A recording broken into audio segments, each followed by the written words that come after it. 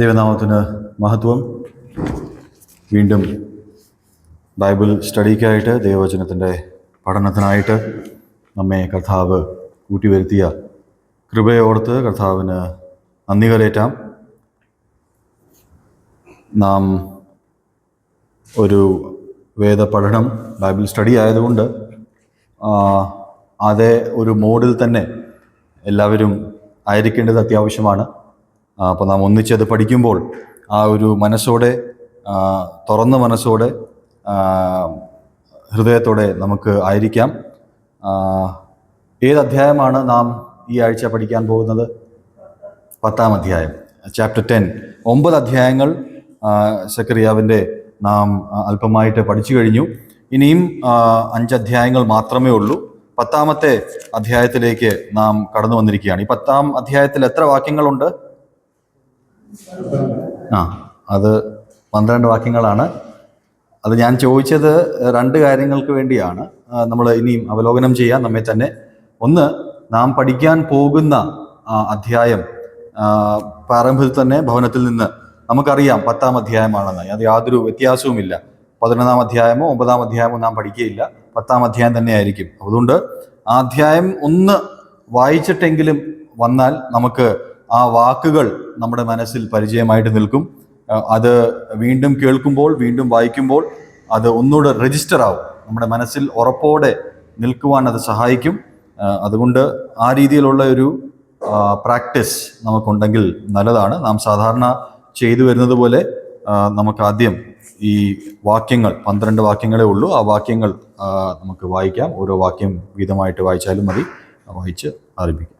പിന്മഴയുടെ കാലത്ത് യഹോവയുടെ മഴയ്ക്ക് അപേക്ഷിക്കുകയും യഹോവ മിന്നൽ പിണർ ഉണ്ടാക്കുന്നുവല്ലോ, അവൻ അവർക്ക് വയലിലെ ഏത് സസ്യത്തിനും വേണ്ടി മാരി വേയിച്ചു കൊടുക്കും. ഗൃഹമുൽപ്പന്നങ്ങൾ നിത്യാർത്ഥം സംസാരിക്കുകയും ലക്ഷണം പറയുന്നവർ വ്യാജം ദർശിച്ച് വ്യക്തസത്യം പ്രസ്താവിച്ചു വൃത ആശ്വസിപ്പിക്കുകയും ചെയ്യുന്നു. അതുകൊണ്ട് അവർ ആടുകളെ പോലെ പുറപ്പെട്ട് ഇടയനില്ലായതുകൊണ്ട് വലഞ്ഞിരിക്കുന്നു. എൻ്റെ വിടയന്മാരുടെ നേരെ വിളിച്ചിരിക്കുന്നു. ഞാൻ പുരാതനന്മാരെ സന്ദർശിക്കും. സൈന്യങ്ങളുടെ യഹോവയെ ഉദാഗ്രഹമായി തൻ്റെ ആട്ടിൻകൂട്ടത്തെ സന്ദർശിച്ച് അവരെ പടയിൽ തനിക്ക് മനോഹര തുരങ്കം ആക്കും. From Judah will come the cornerstone, the tent peg, the bow for battle, and all the rulers.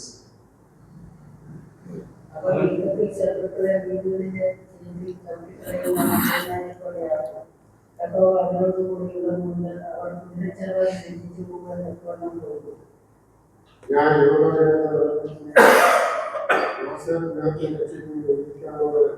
കരുണയുള്ളതുകൊണ്ട് അവരെ നടത്തിയിരിക്കുകയും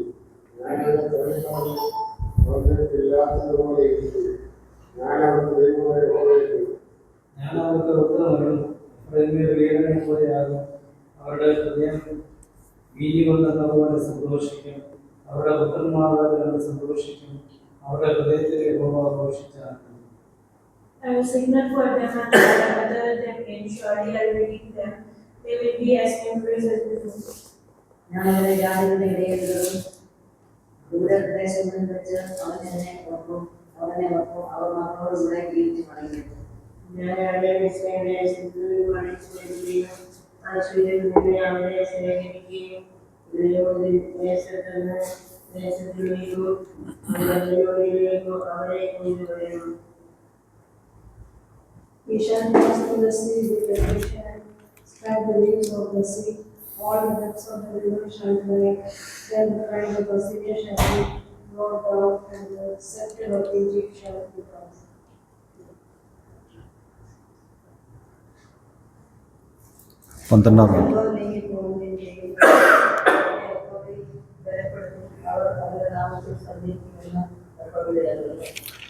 ദൈവനാമത്തിന് മഹത്വം. ദൈവത്തിൻ്റെ വചനം വായിക്കുന്നതും ധ്യാനിക്കുന്നതും തീർച്ചയായിട്ടും നമുക്ക് നന്മയ്ക്ക് കാരണമാകും. ഈ 10-ാം അധ്യായം വളരെ നല്ല അനുഗ്രഹത്തിൻ്റെ നോട്ടോടെ തുടങ്ങുന്ന ഒരു അധ്യായമാണ്. അതിൻ്റെ 1-ാം വാക്യം നാം വായിച്ചത് ഇങ്ങനെയാണ്: പിന്മഴയുടെ കാലത്ത് യഹോവയോട് മഴയ്ക്ക് അപേക്ഷിക്കുവീൻ. Ask rain from the Lord at the time of spring rain. അപ്പോൾ ഇവിടെ യഹോവയോട് ഒരു കാര്യം ചോദിക്കുകയാണ്, പ്രാർത്ഥിക്കുകയാണ്, അപേക്ഷിക്കുകയാണ്. എന്താണത്? മഴയ്ക്ക് വേണ്ടി അപേക്ഷിക്കുന്ന ഒരു ചിത്രീകരണം നമുക്കിവിടെ കാണുവാൻ സാധിക്കും. അതാണ് 1-ാം വാക്യത്തിൻ്റെ തുടക്കം. ഈ വാക്യം പല രീതിയിൽ വ്യാഖ്യാനിക്കുന്നവരുണ്ട്. ഞാൻ അല്പമായിട്ട് നോക്കിയപ്പോൾ പല തരത്തിലുള്ള വ്യാഖ്യാനങ്ങൾ നമുക്കിതിനെക്കുറിച്ച് കാണുവാൻ സാധിക്കും. എന്നാൽ ദൈവവചനത്തിൻ്റെ അടിസ്ഥാനത്തിൽ നമുക്ക് മനസ്സിലാക്കുവാൻ കഴിയുന്ന ഒരു വ്യാഖ്യാനം മാത്രമാണ് ഞാൻ പങ്കുവെക്കുവാൻ ആഗ്രഹിക്കുന്നത്. മഴ എന്ന് പറയുന്നത് തീർച്ചയായിട്ടും ദൈവവചനത്തിൽ നാം പരിശോധിക്കുമ്പോൾ ദൈവത്തിങ്കൽ നിന്ന് പഴയ നിയമത്തിലും പുതിയ നിയമത്തിലും ഒക്കെ നാം കാണുമ്പോൾ മഴ എന്ന് പറയുന്നത് ഒരു അനുഗ്രഹത്തിൻ്റെ ഒരു സൂചകമാണ്. It is a sign of blessing. വരണ്ട് മരുഭൂമിയിൽ വെള്ളമില്ലാത്ത ഉണങ്ങിയ അവസ്ഥയിൽ ദൈവത്തിൻ്റെ ദാസന്മാർ മഴയ്ക്ക് വേണ്ടി പ്രാർത്ഥിക്കുന്നു, അല്ലെങ്കിൽ ദൈവം അവർക്ക് മഴ നൽകുന്നത് ഒരു അനുഗ്രഹത്തിൻ്റെ സൂചകമായിട്ട് നമുക്ക് മനസ്സിലാക്കുവാൻ സാധിക്കും. ദിസ് റെയിൻ എന്ന് പറയുന്നത്, മഴ എന്ന് പറയുന്നത് കർത്താവിൻ്റെ അനുഗ്രഹത്തിൻ്റെ ഒരു സൂചകമാണ്. ഞാൻ നേരത്തെ പറഞ്ഞു പല വ്യാഖ്യാനങ്ങളുണ്ട്. ഇതിനെ ഡയറക്റ്റ് മഴയ്ക്ക് വേണ്ടി പ്രാർത്ഥിക്കുന്നത് പരിശുദ്ധാത്മാവിൻ്റെ ലഭ്യതയ്ക്ക് വേണ്ടി പ്രാർത്ഥിക്കുന്നവരുണ്ട്, ആ രീതിയിൽ പഠിപ്പിക്കുന്നവരുണ്ട്. എന്നാൽ നാം ആ രീതിയിൽ ചിന്തിക്കേണ്ട ആവശ്യമില്ല. നമുക്കറിയാം പരിശുദ്ധാത്മാവ് കർത്താവായ യേശു ക്രിസ്തുവിനെ നാം സ്വന്തം രക്ഷിതാവും കർത്താവുമായിട്ട് സ്വീകരിക്കുമ്പോൾ ആ നിമിഷം തന്നെ നമുക്ക് ദൈവത്തിൻ്റെ പരിശുദ്ധാത്മാവ് നമ്മുടെ ഹൃദയത്തിൽ, നമ്മുടെ ഉള്ളിലേക്ക് വാസം ചെയ്യുവാൻ വേണ്ടി കടന്നു വരികയാണുള്ളത്. എന്നാൽ നമുക്ക് മനസ്സിലാക്കുവാൻ സാധിക്കുന്നത്, ഇവിടെ പറയുന്നത് പിന്മഴയുടെ കാലത്ത് യഹോവയോട് മഴയ്ക്ക് അപേക്ഷിക്കുവിൻ. അപ്പോൾ ഏത് കാലത്താണ് ഈ അപേക്ഷ ഉണ്ടാവുന്നത്?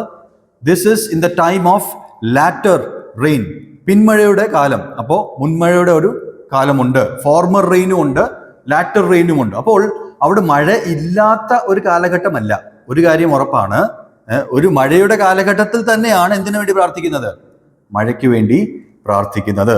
ഇത് നമ്മെ മനസ്സിലാക്കുവാൻ സാധിക്കുന്ന ഒരു വിഷയം, ആത്മീകമായിട്ട് നാം ചില കാര്യങ്ങൾ ചെയ്തുകൊണ്ടിരിക്കുമ്പോൾ തന്നെ, അല്ലെങ്കിൽ ആത്മീകമായിട്ട് ദൈവം നമ്മെ ഉപയോഗിച്ചുകൊണ്ടിരിക്കുമ്പോൾ തന്നെ വീണ്ടും അതിന് കുറച്ചുകൂടെ ഉണർവിന് വേണ്ടി, ഇന്ന് അങ്കിൾ പ്രാർത്ഥിച്ചപ്പോൾ ഉപയോഗിച്ച 2 പരാമർശങ്ങളാണ് ഞാൻ ഇതിനോട് ചേർന്ന് ഉപയോഗിക്കുവാൻ ആഗ്രഹിക്കുന്നത്. ഒന്ന്, ആത്മാവിൻ്റെ നിറവിൽ സംസാരിക്കുവാൻ കർത്താവ് സഹായിക്കണമേ.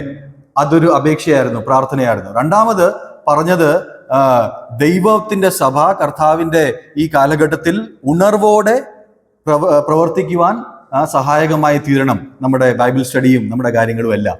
അപ്പോൾ ആ രീതിയിൽ ചിന്തിക്കുമ്പോൾ ആ കാലത്ത് അവരോട് ഈ പിന്മഴയുടെ കാലത്ത് നിങ്ങൾ മഴയ്ക്ക് വേണ്ടി അപേക്ഷിക്കണം, യഹോവയോട് ചോദിക്കണം എന്ന് പറയുമ്പോൾ അവരോട് ആക്ഷരികമായിട്ട് ആ രീതിയിൽ സൂചിപ്പിക്കുന്നത്, ഇന്ന് നമ്മോട് ആത്മീകമായിട്ട് നാം ചിന്തിക്കുമ്പോൾ സ്പിരിച്വലി ടു ബി ബ്ലെസ്ഡ്.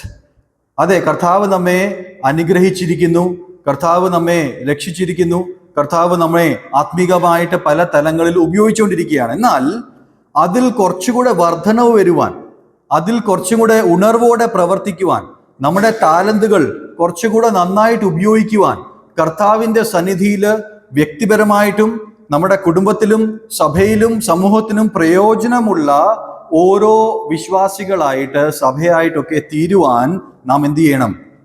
പ്രാർത്ഥിക്കണം. Asking is very important. അതാണ് അണ്ടർലൈൻ ചെയ്യേണ്ട വേർഡ്. നാം യഹോവയോട് അപേക്ഷിക്കണം. ഏത് കാലത്താണ്? പിന്മഴയുടെ കാലമാണ്.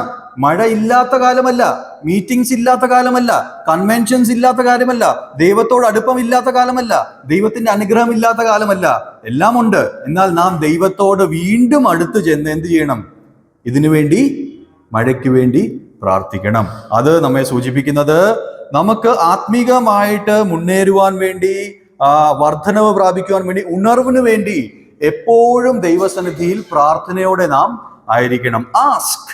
കർത്താവ് നമ്മെക്കുറിച്ച് ആഗ്രഹിക്കുന്നത് അതിനെക്കുറിച്ച് നാം ചോദിക്കണം എന്നുള്ളതാണ്. ഇതുമായിട്ട് ചേർന്ന് വരുന്ന ഈ മുൻമഴയും പിന്മഴയെയും കുറിച്ച് പ്രതിപാദിക്കുന്ന മറ്റൊരു ഭാഗമാണ് യോയേലിന്റെ പ്രവാചകന്റെ പുസ്തകം 2-ാം അധ്യായം 23-ാം വാക്യം. നിങ്ങൾക്ക് ഭവനത്തിൽ ചെന്ന് വായിക്കാവുന്നതാണ്. Former rain and latter rain, ഇതിനെക്കുറിച്ച് അവിടെ പറയുന്നുണ്ട്. ഈ രണ്ട് തലത്തിലുള്ള മഴകളുണ്ട്. അപ്പോൾ ദൈവം നമ്മുടെ ജീവിതത്തിൽ അനുഗ്രഹങ്ങൾ തരുവാൻ ആഗ്രഹിക്കുന്നു. പ്രത്യേകിച്ചും ഇവിടെ ആത്മീകമായിട്ടാണ് ഈ മഴയെ നമുക്ക് കാണേണ്ടത്. കർത്താവിന്റെ പരിശുദ്ധാത്മാവിനെ നമുക്ക് നൽകി തന്നിരിക്കുന്നു. നാം ആ ആത്മാവിന്റെ നിറവിൽ എത്രത്തോളം പ്രവർത്തിക്കുന്നു. How much filled are we in the Holy Spirit, how much revived are we spiritually, ആത്മീകമായിട്ട് എത്ര ഉണർവുള്ളവരാണ് നാമൊക്കെ. നാം ഈ പരിശുദ്ധാത്മാവിന്റെ നിറവിൽ എത്രത്തോളമായിരിക്കുന്നു. അനേക കാര്യങ്ങൾ ഇതിനോട് ചേർന്ന് നമുക്ക് ചിന്തിക്കുവാൻ സാധിക്കും. ആ ഒന്നാം വാക്യത്തിൽ രണ്ടാം ഭാഗം ഒന്ന് വായിച്ച്, അതിന്റെ രണ്ടാം ഭാഗം. അവൻ അവർക്ക് വയലിലെ ഏത് സസ്യത്തിനും വേണ്ടി മാരി വേയിച്ച് കൊടുക്കും. അപ്പോൾ ഇങ്ങനെ യഹോവയോട് ഈ പിന്മഴയുടെ കാലത്ത് അപേക്ഷിക്കുമ്പോൾ യഹോവ ചെയ്യുന്ന ഒരു വിഷയമാണ്. എന്താണ്? ഏത് സസ്യത്തിനും അതിനു വേണ്ടിയുള്ള എന്ത് തരും? മാരി വേയിച്ച്, മഴ വേയിച്ചു കൊടുക്കും എന്നാണ് പറഞ്ഞിരിക്കുന്നത്. നോ, ഷവേഴ്സ് ഓഫ് റെയിൻ, മഴയുടെ മാരിയായിട്ട്, യാതൊരു കുറവുമില്ലാതെ അബണ്ടന്റ് ആയിട്ട്, സമൃദ്ധിയായിട്ട്, നിറവിലാണ് കർത്താവ് കൊടുക്കുന്നത്. അപ്പോൾ കർത്താവ് അനുഗ്രഹിക്കുവാൻ ആഗ്രഹിക്കുന്നത് ഇത്തരത്തിലുള്ള അനുഗ്രഹമാണ്. എത്തരത്തിലുള്ള അനുഗ്രഹം? Showers of rain, showers of blessing. അതാണ് കർത്താവ് ആഗ്രഹിക്കുന്നത്. അപ്പോൾ നാം ചെയ്യേണ്ടത് ദൈവത്തോട് അതിനുവേണ്ടി യാചിക്കണം, നാം ചോദിക്കണം എന്നുള്ളതാണ് കർത്താവ് ആഗ്രഹിക്കുന്നത്. ആത്മീകമായിട്ട് ചിന്തിക്കുമ്പോൾ ഗലാത്യക്കെഴുതിയ ലേഖനം 5-ാം അധ്യായം 22-ഉം 23-ഉം വാക്യങ്ങൾ വളരെ പരിചയമുള്ള വാക്യങ്ങളാണ്.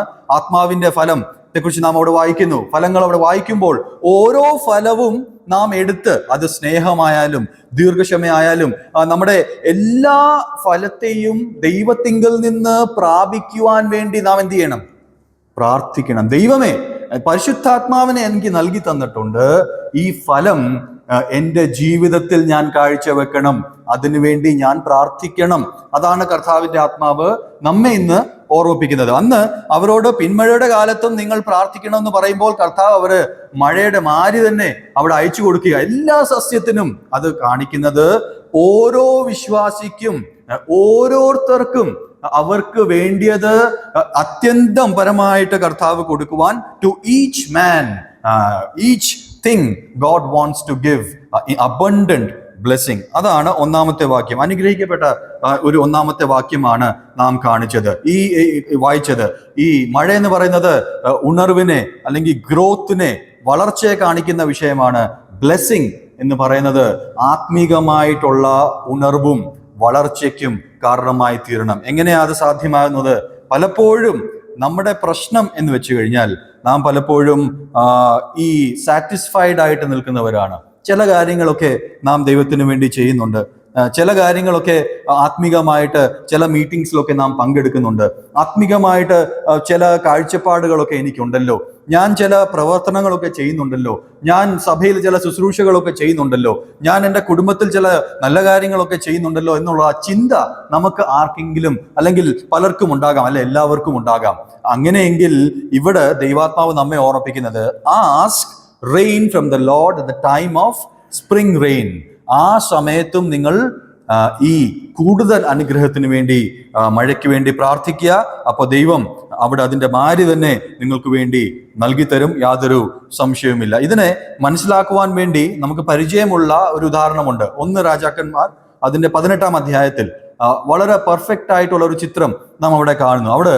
അവിടെ നമ്മൾ ഏലിയാവിനെ കുറിച്ച് വായിക്കുന്നു. നാം ഈ മഴയെക്കുറിച്ച് ചിന്തിക്കുമ്പോൾ, മഴയും പ്രാർത്ഥനയും കുറിച്ച് ചിന്തിക്കുമ്പോൾ ഏലിയാവിന്റെ പ്രാർത്ഥനയാണ് നമ്മുടെ മനസ്സിലേക്ക് പോകുന്നത്. എന്നാൽ പലപ്പോഴും നാം അതിന്റെ പശ്ചാത്തലം പൂർണ്ണമായിട്ട് മനസ്സിലാക്കത്തില്ല. എന്താണ് അവിടെ സംഭവിച്ചത്? ഒന്ന് വായിച്ച് 1 രാജാക്കന്മാർ 18-ന്റെ 1-ാം വാക്യം. അവിടെ എന്താ എഴുതി വച്ചിരിക്കുന്നത്?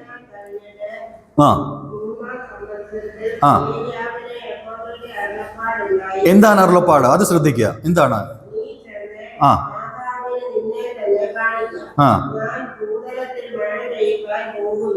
ഞാൻ ഭൂതലത്തിൽ മഴ പെയ്പ്പാൻ പോകുന്നു. ആരുടെ അരുളപ്പാടാണ്? യഹോവയുടെ അരുളപ്പാടാണ്. അത് ആ അരുളപ്പാടിലാണ് ഇതിന്റെ തുടക്കം, ആ അധ്യായത്തിന്റെ തുടക്കം. എന്നാൽ അവിടെ ഏലിയാവിന്റെ ഒരു സ്വഭാവം നിങ്ങൾ മനസ്സിലാക്കുക. അവിടെ ഏലിയാവുണ്ട്, ആ അധ്യായം നോക്കുമ്പോൾ മറ്റൊരു കഥാപാത്രം അവിടെ ഉണ്ട്, ആഹാബ് എന്നൊരു കഥാപാത്രമുണ്ട്. ഈ രണ്ടു പേരുടെ ഒരു സ്വഭാവത്തെ നമുക്ക് പഠിക്കുമ്പോൾ നമ്മുടെയൊക്കെ സ്വഭാവം എവിടെയാണ് നിൽക്കുന്നത് എന്നൊന്ന് തുലനം ചെയ്യുവാൻ സാധിക്കും. അതിന്റെ 41 ഒന്നാമത്തെ വാക്യം വായിച്ചേ. 41 വാക്യം, 18-ാം അധ്യായം, 1 രാജാക്കന്മാർ 18-ാം അധ്യായം 41. ആ നീ ചെന്ന് ഭക്ഷിച്ച് പാനം ചെയ്യുക, വലിയ മഴയുടെ മുഴക്കമുണ്ട് എന്ന് പറഞ്ഞു. ആഹാബ് ഭക്ഷിച്ച് പാനം ചെയ്യേണ്ടതിന് മതി. അപ്പോ ആഹാബ് എന്ത് ചെയ്തു? ഭക്ഷിക്കുകയും പാനം ചെയ്യാൻ പറഞ്ഞു, അതിലേക്ക് പോയി, ഭക്ഷിക്കുവാനും പാനം ചെയ്യുവാൻ വേണ്ടി. എന്നാൽ ഏലിയാവ് എന്താ ചെയ്തത്? താഴോട്ടൊന്ന് വായിച്ചേ, താഴോട്ട് വായിച്ചേ, അതിന്റെ 42, 43. പാനം ചെയ്യേണ്ടതിന് പല കൈകളിൽ പോയി. ഏലിയാവോ പർവ്വതത്തിന്റെ മുകളിൽ നിലത്ത് കുനിഞ്ഞു മുഖം കണ്ട് മുഴങ്കാലുകളുടെ നടുവിൽ വെച്ച് തന്റെ ബാല്യക്കാരനോട് നീ ചെന്ന് കടലിന് നേരെ നോക്കുക എന്ന് പറഞ്ഞു.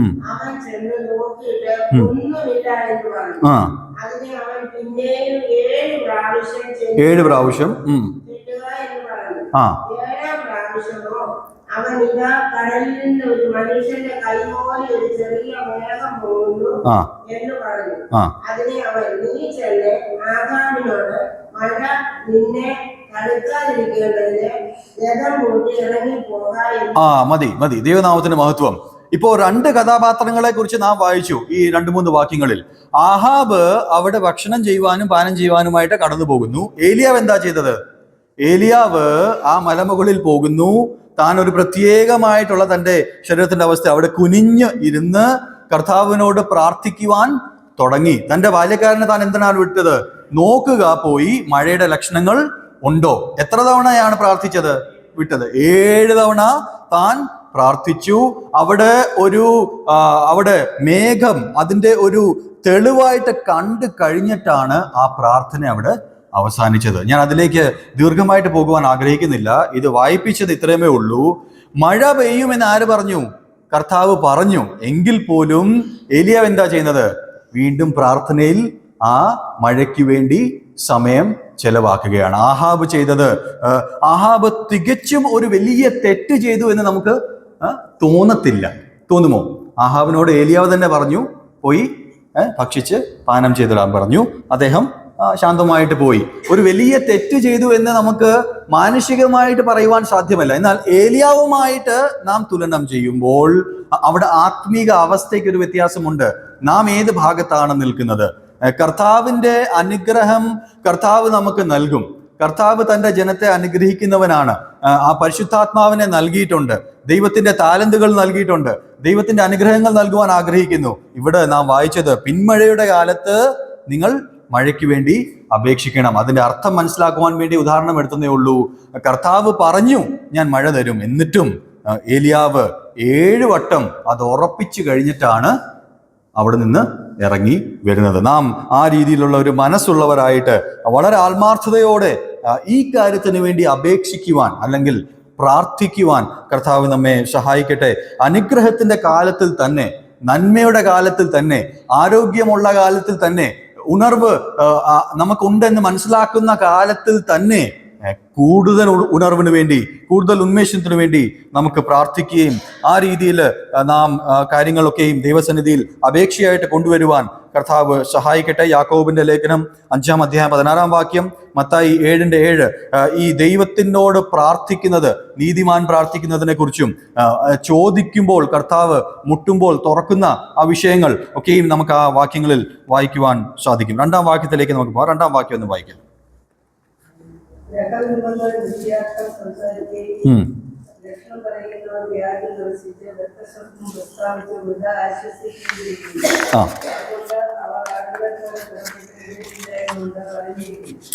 ഇവിടെ വ്യക്തമായിട്ട് ഇവിടെ ചില കൂട്ടം ജനത്തെ കുറിച്ച് പറയുകയാണ്.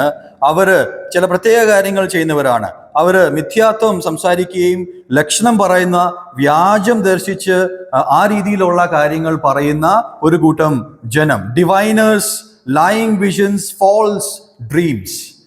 അത്തരത്തിലുള്ള ആൾക്കാര് ആ കാലഘട്ടത്തിൽ അവരെക്കുറിച്ച് പറയുകയാണ്. അവർ വന്നിട്ട് പറയുകയാണ്, അവർ ചില ദിവ്യമായിട്ടുള്ള കാര്യങ്ങൾ കണ്ടു, അവര് ചില പ്രത്യേക ദർശനങ്ങൾ കണ്ടു, വ്യാജമായിട്ടുള്ള ചില കാര്യങ്ങൾ കണ്ടു എന്ന് പറയുന്നവരെ അവരെക്കുറിച്ചാണ് ഇവിടെ പരാമർശിക്കുന്നത്.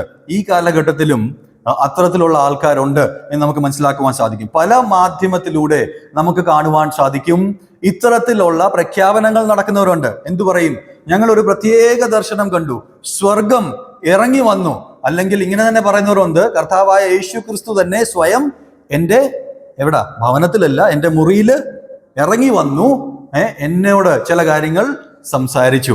പെട്ടെന്ന് ആ വാക്കുകൾ കേൾക്കുമ്പോൾ നമ്മൾ ഭാവുകരായിട്ട് വളരെ വൈകാരികമായിട്ട് ചില ചിന്തകൾ നമ്മുടെ മനസ്സിലേക്ക് വരുവാൻ സാധ്യതകളുണ്ട്.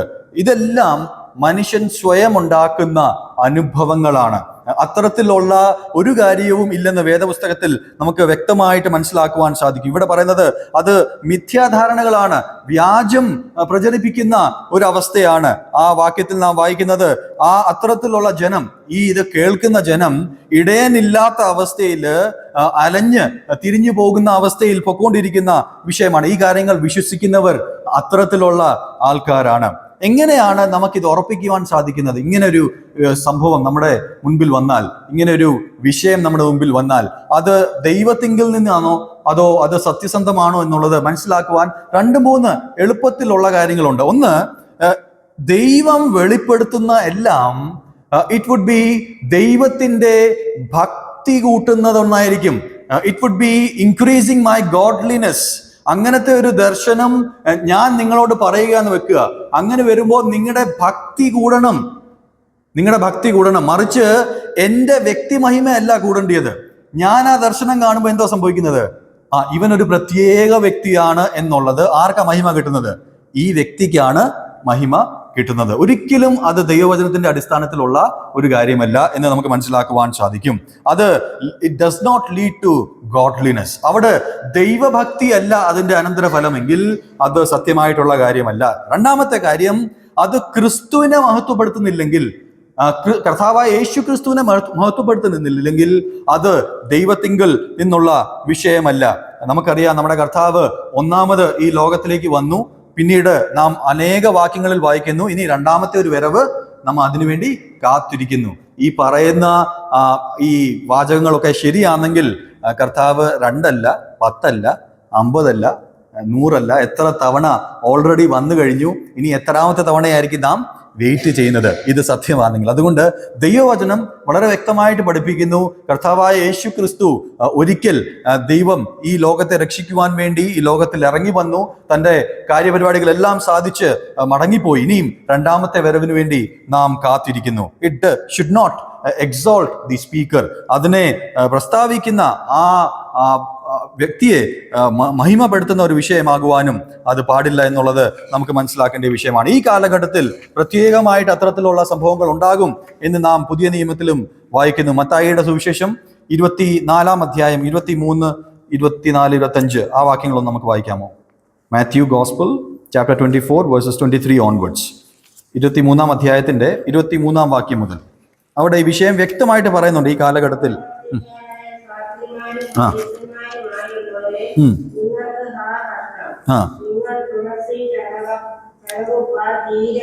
അല്ല 24-ാം അധ്യായം അതിന്റെ 23-ാം വാക്യം മുതൽ. At that time, if anyone says to you, look, there is Messiah, or there is, do not believe it. അവിടെ ആ താഴോട്ടുള്ള വാക്യങ്ങളിൽ അവിടെ 24-ാം വാക്യം ഒന്ന് വായിക്കാമോ മലയാളത്തിൽ?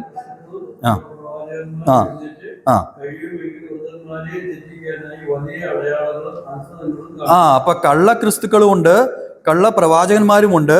അവർ ചില അടയാളങ്ങൾ അവർ കാണിക്കുന്നു. അവരെല്ലാം വ്യാജത്തിലാണ് ആ കാര്യങ്ങളെല്ലാം കാണിക്കുന്നത്. ക്രിസ്തുവിന് മഹിമ കൊടുക്കാതെ മനുഷ്യരുടെ കണ്ണിൽ പൊടിയിടുവാൻ വേണ്ടിയുള്ള കാര്യങ്ങൾ ആണ് ഈ സംഭവങ്ങളെല്ലാം. ക്രിസ്തു, കർത്താവായ യേശു ക്രിസ്തു ഒന്നും ഒളിച്ചു വെച്ചിട്ടില്ല.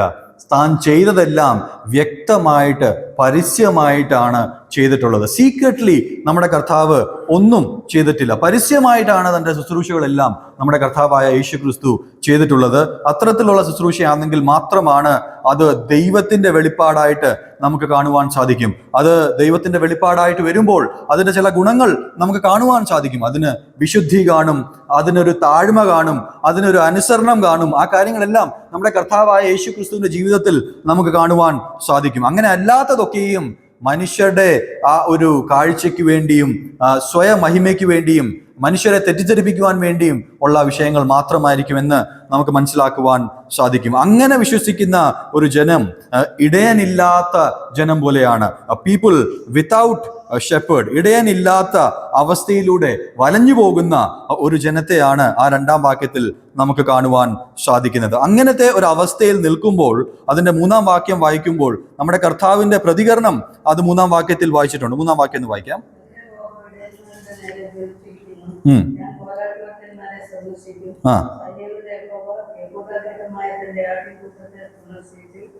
മതി.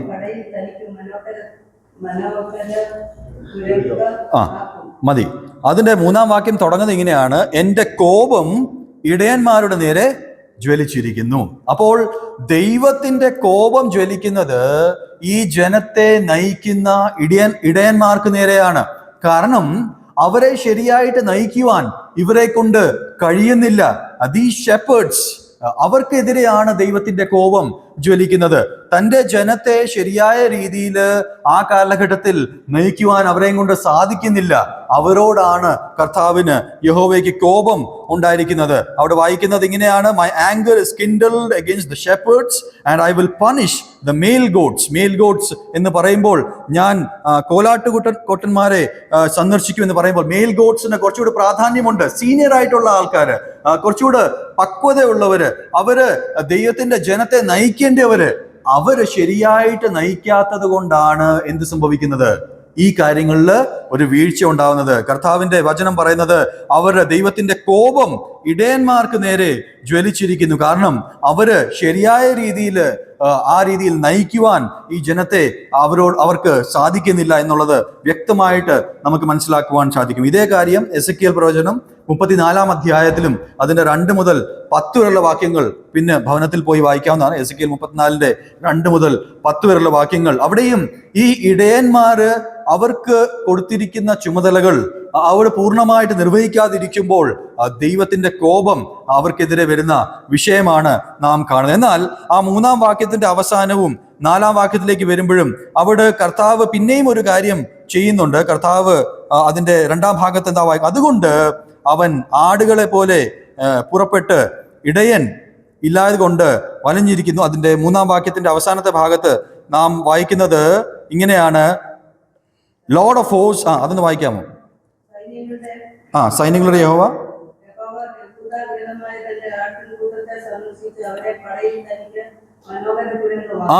അപ്പോ യഹോവ സ്വയം സന്ദർശിക്കുവാൻ തീരുമാനിക്കുന്നു. ഇടയന്മാർക്ക് ആ കാര്യങ്ങൾ സാധിക്കാത്തത് കൊണ്ട്, തൻ്റെ ജനത്തെ അങ്ങനെ വിട്ടുകളയുവാൻ യഹോവയ്ക്ക് കഴിയാത്തത് കൊണ്ട് യഹോവ സ്വയം തൻ്റെ ജനത്തെ സന്ദർശിക്കുകയാണ്. സന്ദർശിച്ചിട്ട് ചെയ്യുന്ന വിഷയങ്ങളാണ് നാം ആ 3-ഉം 4-ഉം വാക്യങ്ങളിൽ വായിക്കുന്നത്. അവിടെ താൻ വായിക്കുന്നത് താൻ സ്വയം സന്ദർശിച്ച് ആ ജനത്തിന് ആത്മീകമായിട്ടുള്ള ഉണർവ് കൊടുക്കുന്ന വിഷയമാണ്. സന്ദർശിച്ചു കഴിഞ്ഞിട്ട് അതിന്റെ 4-ാം വാക്യത്തിൽ നമ്മുടെ കർത്താവായ യേശു ക്രിസ്തുവിനെ കുറിച്ച് നമുക്ക് കാണുവാൻ സാധിക്കും. 4 കൂട്ടം കാര്യങ്ങൾ നമ്മുടെ കർത്താവിനെ കുറിച്ച് നമുക്ക് കാണുവാൻ സാധിക്കും. 4-ാം വാക്യം ഒന്ന് വായിക്കാം.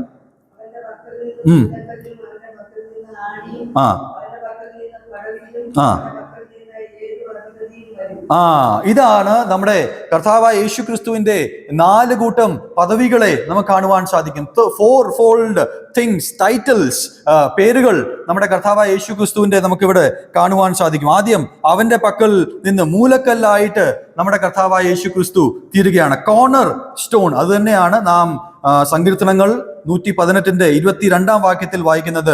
Jesus is the foundation of God's house. ദൈവത്തിന്റെ സഭയുടെ, ദൈവത്തിന്റെ ജനത്തിന്റെ സഭയുടെ ആ മൂലക്കല്ലായിട്ട് ഇരിക്കുന്നത് കർത്താവായ യേശു ക്രിസ്തുവാണ്. വീണ്ടും നാം വായിക്കുന്നത് എഫെസ്യർ 2-ന്റെ 20-ാം വാക്യത്തിലും അതേ വിഷയം നമുക്ക് മനസ്സിലാക്കുവാൻ സാധിക്കും. 4-ാം വാക്യത്തിലെ 2-ാം കാര്യം, അവന്റെ പക്കൽ നിന്ന് പക്കൽ ആണിയും നമുക്ക് മനസ്സിലാക്കുവാൻ സാധിക്കും. ടെന്റ് പെഗ്, ഇത് നാം ചിന്തിച്ച വിഷയമാണ്. കുറച്ച് നാളുകൾക്ക് മുമ്പ് നാം ആ സന്ദേശം കേട്ടിട്ടുണ്ട്.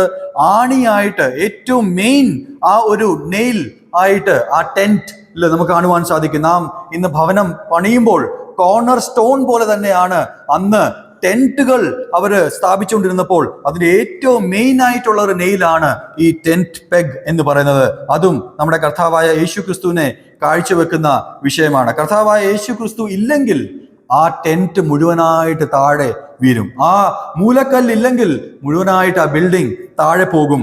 ആ വിഷയം നമുക്ക് കാണുവാൻ സാധിക്കും. യെശയ്യാ പ്രവചനം 22-ാം അധ്യായം 23-ാം വാക്യം നിങ്ങൾക്ക് ഇതിനോട് ചേർന്ന് വായിക്കാവുന്ന വിഷയമാണ്. 3-ാമത്തെ കാര്യം 4-ാം വാക്യത്തിൽ നാം വായിക്കുന്ന അവന്റെ പക്കൽ എന്തുണ്ട്? 3-ാമത്തെ ഒരു കാര്യം, പടവില്ലും അവിടെ ഉണ്ട്. ബോ ഓഫ് ദ ബാറ്റിൽ. സങ്കീർത്തനങ്ങൾ 127-ന്റെ 4-ാം വാക്യം നിങ്ങൾക്ക് ഭവനത്തിൽ ചെന്ന് വായിക്കാവുന്നതാണ്. Jesus Christ is also the bow of the battle. 4-ാമത്തെ കാര്യം നാം വായിക്കുന്നത് അവന്റെ പക്കൽ മറ്റൊരു കാര്യമുണ്ട്.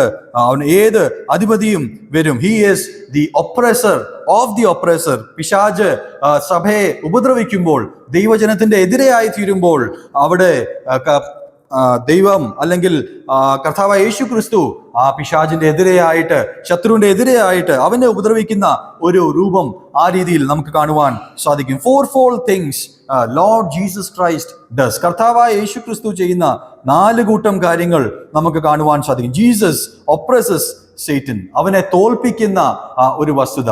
തൻ്റെ ഇടയന്മാർക്ക് വീഴ്ച വരുമ്പോൾ, തന്നെ ഏൽപ്പിച്ചിരിക്കുന്ന ചില വിഷയങ്ങൾക്ക് വീഴ്ച വരുമ്പോൾ ദൈവം സ്വയം ഇറങ്ങി ഈ കാര്യങ്ങളാണ് തൻ്റെ ജനത്തിന് വേണ്ടി കാഴ്ചവെക്കുന്നത്.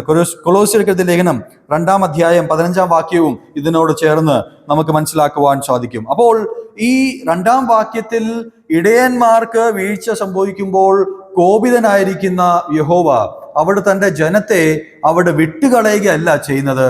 തൻ്റെ ജനത്തിന്റെ അടുത്ത് സ്വയം സന്ദർശിച്ച് സ്വയം ചില കാര്യങ്ങൾ ചെയ്യുന്ന ഒരു കർത്താവിനെയാണ് നമുക്ക് കാണുവാൻ സാധിക്കുന്നത്. മൂലക്കല്ലായിട്ട് കർത്താവ് തീരുന്ന, as corner stone, tent peg ആയിട്ട്, ആണിയായിട്ട് തീരുന്ന നമ്മുടെ കർത്താവ്, ആസ് ബോ ഓഫ് ദ ബാറ്റിൽ, പടവില്ലായിട്ട് തീരുന്ന നമ്മുടെ കർത്താവ്, അവിടെ അധിപതിയായിട്ട് അല്ലെങ്കിൽ ഒപ്രസറായിട്ട് വരുന്ന നമ്മുടെ കർത്താവ്. ഇത് തൻ്റെ ജനത്തെ രക്ഷിക്കുവാൻ, സംരക്ഷിക്കുവാൻ, നയിക്കുവാൻ വേണ്ടി കർത്താവ് സ്വയം ഇറങ്ങി വരുന്ന ചില വിഷയങ്ങളാണ് നാം കാണുന്നത്. അങ്ങനെ സംഭവിക്കുമ്പോൾ വീണ്ടും നാം താഴോട്ട് അതിന്റെ 5-ാം വാക്യത്തിൽ വരുമ്പോൾ അതിന്റെ ഫലങ്ങളായിട്ട് എന്തുവാണ് സംഭവിക്കുന്നത്? 5-ാം വാക്യം ഒന്ന് വായിക്കാം.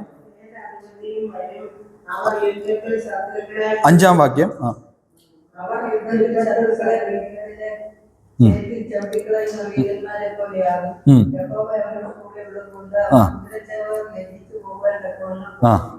യഹോവ അവരോട് കൂടെ ഉള്ളത് കൊണ്ട് കുതിരപ്പുറത്ത് വരുന്നവർ പോലും എന്ത് സംഭവിക്കും? ലജ്ജിച്ചു പോകത്തക്ക വിധം യഹോവ അവർക്ക് വിജയം കൊടുക്കും. God would give them victory over the horsemen. കഴിഞ്ഞ അധ്യായം ഓർമ്മയുണ്ടെങ്കിൽ നാം പ്രത്യേകമായിട്ട് എടുത്തു പറഞ്ഞൊരു വിഷയമാണ്. കർത്താവായ യഹോവ ആഗ്രഹിക്കുന്നത് എന്താണ്? നാം കുതിരപ്പുറത്ത് സഞ്ചരിക്കുന്നവരാവണോ അതോ കഴുതപ്പുറത്ത് സഞ്ചരിക്കുന്നവരാവണോ? കഴുതകൾ ആയിട്ട് തീരുവാൻ കർത്താവ് ആഗ്രഹിക്കുന്നു. കർത്താവ് സ്വയം യെരുശലേമിലേക്ക് യാത്ര ചെയ്തപ്പോൾ കഴുതപ്പുറത്താണ് താൻ യാത്ര ചെയ്തത്. കർത്താവ് ആഗ്രഹിക്കുന്നത് അത്തരത്തിലുള്ള ഒരു താഴ്മയാണ് കർത്താവ് ആഗ്രഹിക്കുന്നത്. അങ്ങനെ സംഭവിക്കുമ്പോൾ കർത്താവ് നമുക്ക് വേണ്ടി പ്രവർത്തിക്കും. കർത്താവ് പ്രവർത്തിക്കുമ്പോൾ അന്ന് ഇസ്രായേൽ ജനത്തിനു വേണ്ടി പ്രവർത്തിച്ചു. അവരെന്ത് ചെയ്തു? കുതിരപ്പുറത്ത് വന്നവരെ ലജ്ജിപ്പിക്കുവാൻ അവർക്കിടയായി തീർന്നു. They were able to shame and bring down people on the horses. ഇതേ ചിത്രീകരണം നമുക്ക് വെളിപ്പാട് പുസ്തകത്തിലും കാണുവാൻ സാധിക്കും. ഭാവിയിൽ സംഭവിക്കുവാൻ പോകുന്ന വിഷയമാണ്. നാം തല ഉയർത്തി നിൽക്കുന്ന വിഷയം. They will be as mighty men. അവർ യുദ്ധത്തിൽ ആ രീതിയിൽ ഏറ്റവും വലിയവരായിട്ട്, ബലമുള്ളവരായിട്ട് തീരും. കാരണം സ്വയം കർത്താവാണ് ഇറങ്ങി വന്നിരിക്കുന്നത്. റോമാലേഖനം 16-ാം അധ്യായം 20-ാം വാക്യം ഇതിനോട് ചേർന്ന് ചിന്തിക്കാവുന്നതാണ്. വെളിപ്പാട് പുസ്തകം 14-ാം അധ്യായം 1-ാം വാക്യം ഇതിനോട് ചേർന്ന് നമുക്ക് ചിന്തിക്കാവുന്നതാണ്. അപ്പോൾ ഈ മഴയ്ക്ക് വേണ്ടി പ്രാർത്ഥിക്കുന്ന എന്ന് പറഞ്ഞാൽ കർത്താവിന്റെ സാന്നിധ്യം, ഉണർവിന് വേണ്ടി പ്രാർത്ഥിക്കുക, ആത്മീക വളർച്ചയ്ക്ക് വേണ്ടി പ്രാർത്ഥിച്ച് ഈ രീതിയിൽ ഈ 5-ാം വാക്യത്തിൽ കാണുന്നത് പോലെ ജയാളികളായിട്ട് തീരുവാൻ കർത്താവ് നമ്മെക്കുറിച്ച് ആഗ്രഹിക്കുന്നു. ക്രിസ്തു നമുക്ക് വേണ്ടി പ്രവർത്തിക്കുമ്പോൾ ആസ് മൈറ്റി മെൻ ഈ കുതിരപ്പുറത്ത് വരുന്നവരെ തോൽപ്പിക്കുവാൻ നമുക്ക് സാധിക്കും. അവരെ ഓവർകം ചെയ്യുവാൻ, ജയിക്കുവാൻ നമുക്ക് സാധിക്കും എന്നാണ് 5-ാം വാക്യത്തിൽ നമുക്ക് മനസ്സിലാക്കുവാൻ സാധിക്കും. അതിന്റെ 6ഉം 7ഉം വാക്യങ്ങൾ നമുക്കൊന്ന് വായിക്കാം. ഞാൻ യഹൂദാജനത്തെ ബലപ്പെടുത്തുകയും സംസ്ഥാനത്തെ രക്ഷിക്കുകയും എനിക്ക് അവരോട് കരുണയുള്ളതുകൊണ്ട് അവരെ മടക്കി വരുത്തുകയും ചെയ്യും. ഞാൻ അവരെ തള്ളിക്കളഞ്ഞിട്ടില്ലാത്തതുപോലെയായിരിക്കും. ഞാൻ അവരുടെ ദൈവമായ യഹോവയല്ലോ. ഞാൻ അവർക്ക് ഉത്തരമരുളും. വീരനെ പോലെയാകും. അവരുടെ ഹൃദയം വീഞ്ഞു കൊണ്ടെന്ന പോലെ സന്തോഷിക്കും. അവരുടെ പുത്രന്മാർ അത് കണ്ട് സന്തോഷിക്കും. അവരുടെ ഹൃദയം യഹോവയിൽ ഘോഷിച്ചാലും. ദൈവനാമത്തിന് മഹത്വം. 6ഉം 7ഉം വാക്യങ്ങൾ അന്നത്തെ കാലഘട്ടത്തിൽ അവിടെ യൂദയെക്കുറിച്ചും യോസഫിന്റെ ഗ്രഹത്തെക്കുറിച്ചും പറയും. നമുക്കറിയാം, ഇസ്രായേലിനെ നാം മുഴുവനായിട്ട് നോക്കിയാൽ അവര് ആ ശലോമോന്റെ കാലഘട്ടം നമുക്ക് മനസ്സിലാക്കുവാൻ സാധിക്കും. കുറച്ച് ചരിത്രം മനസ്സിലാക്കിയിരിക്കേണ്ടത് നല്ലതാണ്. ശലോമോന്റെ ജീവിതത്തിൽ സംഭവിച്ചത് നമുക്കറിയാം.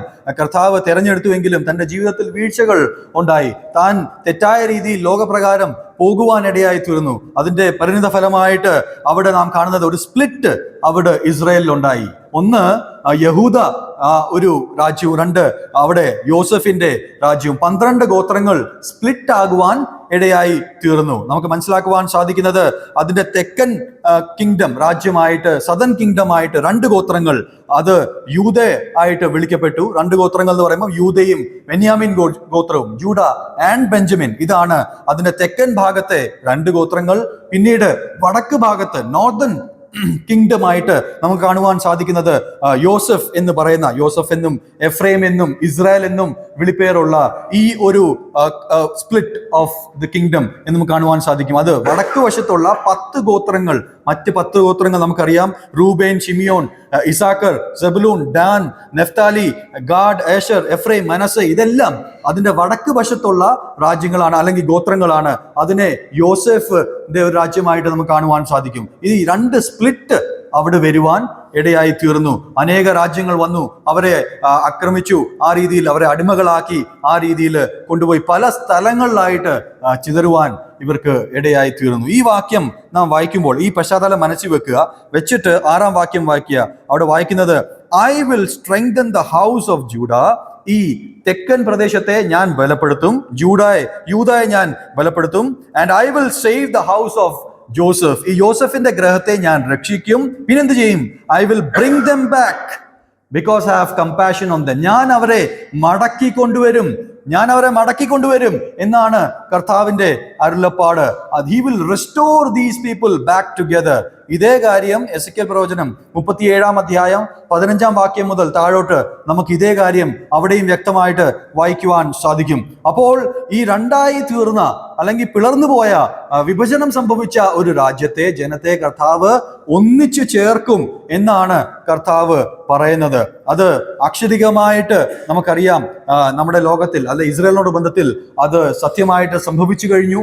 ഇപ്പോഴും അത് സംഭവിച്ചുകൊണ്ടിരിക്കുന്നു. ആ കാര്യങ്ങൾ നമുക്ക് മനസ്സിലാക്കുവാൻ സാധിക്കും. നമ്മുടെ സഭയോടുള്ള ബന്ധത്തിൽ എന്താണ് അതിന്റെ ആത്മീക അർത്ഥം? What does this mean to the church today? ഇന്നത്തെ സഭയോടുള്ള ബന്ധത്തിൽ എന്താണ് ഈ ചിത്രീകരണം കാണിക്കുന്നത്? ഇസ്രായേല് അവിടെ ഭിന്നമായി പോകുന്നു, കർത്താവ് അവരെ ഒന്നിച്ചു കൊണ്ടുവരും, പല ഗോത്രങ്ങളായുള്ളവരെ ഒന്നിച്ചു കൊണ്ടുവരും എന്നുള്ളത് ആത്മീകമായിട്ട് ഇന്ന് ചിത്രീകരിക്കുന്നത് എഫെസ്യർക്കെഴുതിയ ലേഖനം 2-ാം അധ്യായം 14-ാം വാക്യം, ആ വാക്യം ഒന്ന് വായിക്കാം. അവിടെ കാണുന്നത്, വ്യത്യസ്തമായ പശ്ചാത്തലമുള്ള നമ്മെ, യഹൂദൻ എന്നല്ല, അന്യജാതി എന്നല്ല, വ്യത്യസ്തമായിട്ടുള്ള ആ പശ്ചാത്തലങ്ങളുള്ള നമ്മെ ക്രിസ്തുവിൽ ഏക ശരീരമായി മാറ്റി കഴിഞ്ഞിരിക്കുന്നു. 14-ാം വാക്യം ഒന്ന് വായിക്കാമോ? നമ്മുടെ സമാധാനം ഇരുപക്ഷത്തെയും ഒന്നാക്കി. 2 പക്ഷമായിരുന്നു, ഓപ്പോസിറ്റ് സൈഡ്സ് വി വേർ. നമ്മെ ഒന്നാക്കി, ക്രിസ്തുവിൽ ഒരു ശരീരമാക്കി കർത്താവ് തീർത്തിരിക്കുക. അതാണ് സഭയോടുള്ള ബന്ധത്തിൽ പ്രാവർത്തികമായിട്ട് നമുക്ക് ചിന്തിക്കുവാൻ സാധിക്കും. അത് സത്യമല്ലേ? നാം പല സ്ഥലങ്ങളിൽ, പല സാഹചര്യങ്ങളിൽ, പല രീതിയിലുള്ള സംസ്കാരങ്ങളുള്ളവരായിരുന്നു.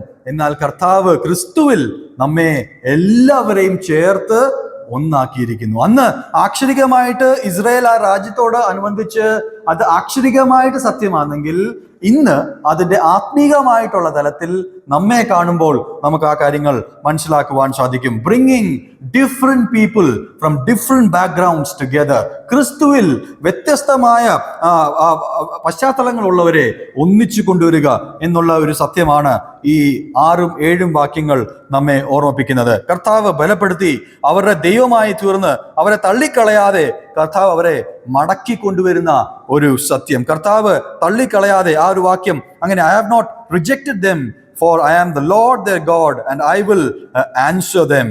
they will be അവിടെ ആ വായിക്കുന്ന മലയാളത്തിൽ അതൊന്ന് വായിക്കാം. അതിന്റെ 6-ാം വാക്യത്തിന്റെ അവസാന ഭാഗം, ഞാൻ അവരുടെ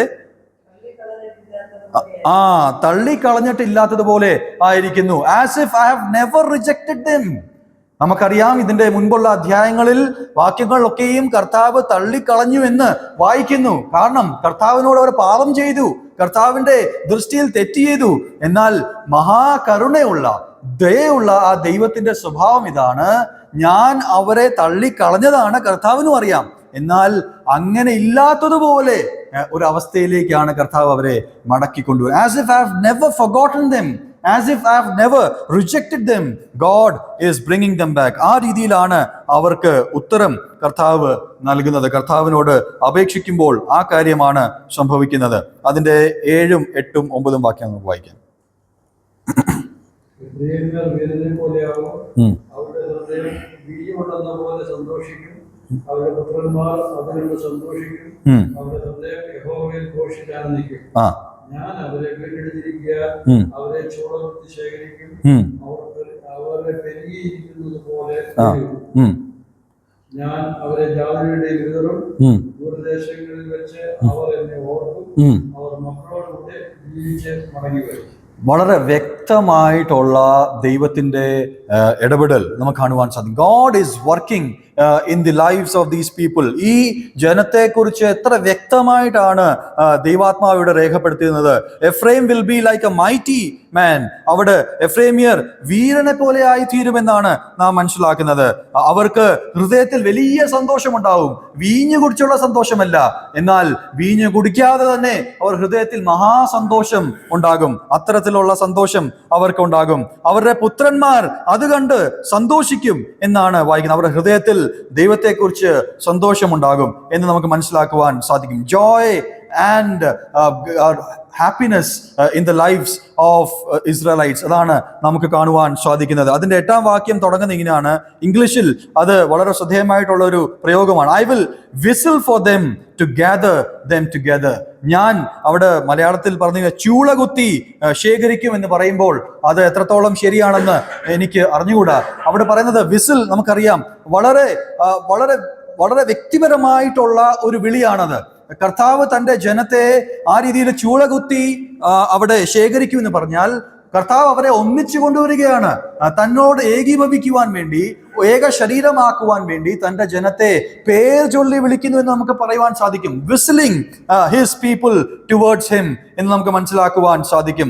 യോഹന്നാന്റെ സുവിശേഷം 10-ാം അധ്യായം 27-ാം വാക്യത്തിൽ ഇതേ അർത്ഥത്തിലുള്ള ഒരു വിഷയമാണ് ഒരു ഇടയന്റെ ഒരു വിളിയെ കുറിച്ച് കാണുന്നത്. God whistles, calls his sheep. തന്റെ ആടുകളെ താൻ ഈ രീതിയിൽ വിളിക്കുന്നു, താൻ വിസിൽ ചെയ്ത് വിളിക്കുന്നു. നമുക്കറിയാം ഒരു ഇടയൻ തന്റെ ആട്ടിൻകൂട്ടങ്ങളെ നയിക്കുന്നത് പ്രത്യേക ശബ്ദങ്ങൾ പുറപ്പെടുവിച്ചാണ് താൻ അതിനെ കൊണ്ട് നയിക്കുന്നത്. പ്രത്യേകമായിട്ടുള്ള പേരുകൾ, പ്രത്യേകമായിട്ടുള്ള ശബ്ദങ്ങൾ, വിസിൽസ് ഉപയോഗിച്ചിട്ടാണ് താൻ അതിനെ നയിക്കുന്നത്. ആ രീതിയിൽ തന്റെ ജനത്തെ വിളിച്ച് അടുത്തേക്ക് ചേർക്കുമെന്നാണ് കർത്താവ് പറയുന്നത്. I will gather them together for I have redeemed. ഞാനാണ് അവർക്ക് വീണ്ടെടുപ്പ് നൽകിയത്. They will be as numerous as they were before. അവര് മുൻപേ ഉള്ളതുപോലെ ആ രീതിയിൽ അവര് പെരുകി തന്നെ മുമ്പോട്ട് പോകുമെന്ന് മനസ്സിലാക്കുവാൻ സാധിക്കും. God whistles and calls his sheep. തന്റെ ആടുകളെ കർത്താവ് ഇന്നും വിളിക്കുന്നു എന്നുള്ളത് എത്ര വലിയ സത്യമാണ് നമുക്ക് മനസ്സിലാക്കുവാൻ സാധിക്കുന്നത്. നമുക്ക് കർത്താവിന്റെ വിളി കേൾക്കുവാൻ സാധിക്കുന്നുണ്ടോ എന്നുള്ളതാണ്. നമുക്കറിയാം വിസിൽ എന്ന് പറയുന്നത് അത്ര വലിയ വിളിയല്ല, അത്ര ഉച്ചത്തിലുള്ള ഒരു ഡിസ്റ്റർബിംഗ് സൗണ്ട് അല്ല. നാം ഈ രീതിയിൽ ചൂളകുത്തി, അതിന്റെ ശരിയായ അർത്ഥം എനിക്ക് അറിഞ്ഞുകൂടാ, അത് അറിയാവുന്നവർക്ക് പറഞ്ഞുതരാം. ആ അർത്ഥമാണ് whistle. gather. You are a sports person, you know. അതെ. അപ്പോ അത് ഇംഗ്ലീഷിന്റെ അർത്ഥത്തിൽ തന്നെ ഞാൻ മുമ്പോട്ട് പോകട്ടെ. വളരെ കർത്താവ് വ്യക്തിപരമായിട്ട് whistling it with a purpose, വളരെ വ്യക്തമായ ഉദ്ദേശത്തോടെ വിളിക്കുകയാണ് തൻ്റെ ആടുകളെ തന്നോട് ചേർക്കുവാൻ വേണ്ടി. ആ ശബ്ദം നമ്മുടെ ഹൃദയങ്ങൾ കേൾക്കുന്നുണ്ടോ? വീഞ്ഞു കുടിച്ച് ഒരു സന്തോഷം ഉണ്ടാകുന്നു, എന്നാൽ അത്തരത്തിൽ അതിലും നല്ല സന്തോഷം കർത്താവ് ഇങ്ങനെ വിളിക്കുമ്പോൾ, കർത്താവിനോട് ചേർന്ന് നിൽക്കുമ്പോൾ നമുക്കുണ്ടാകും. ഈ സത്യങ്ങളൊക്കെ നമുക്ക് ആത്മീകമായിട്ട് ചിന്തിക്കുവാൻ സാധിക്കും. ആ രീതിയിൽ ഇസ്രായേൽ ജനത്തെ കർത്താവ് വിളിച്ചു. ഇന്ന് നമ്മെയും കർത്താവ് ആ ഒരു ശബ്ദത്താൽ തന്നെ വിളിച്ചുകൊണ്ടിരിക്കുന്നു. അതിന്റെ അവസാനത്തെ വാക്യങ്ങൾ നമുക്ക് വായിക്കാം. 10, 11, 12 വാക്യങ്ങൾ. അശൂരിൽ നിന്നും അവരെ ശേഖരിക്കും, ഗിലെയാദേശത്തിലേക്കും ലെബോനിലെയും അവരെ കൊണ്ടുവരും. അവർക്ക് ഇടം പോരാടുന്നത്. അവൻ കർഷകരുടെ സമുദ്രത്തോടെ കടന്ന് സമുദ്രത്തിലെ ഓളങ്ങളെ അടിക്കും. നീല നദിയുടെ ആഴങ്ങളൊക്കെയും വറ്റിപ്പോവുകയും അശൂരിന്റെ ഗർവം താഴുകയും ഇസ്രായേലിന്റെ ചെങ്കോൽ നീങ്ങി പോവുകയും ചെയ്യും. ഞാൻ അവരെ യഹോവയിൽ ബലപ്പെടുത്തും, അവർ അവന്റെ നാമത്തിൽ സഞ്ചരിക്കും എന്ന് യഹോവയുടെ അറിയിച്ചു.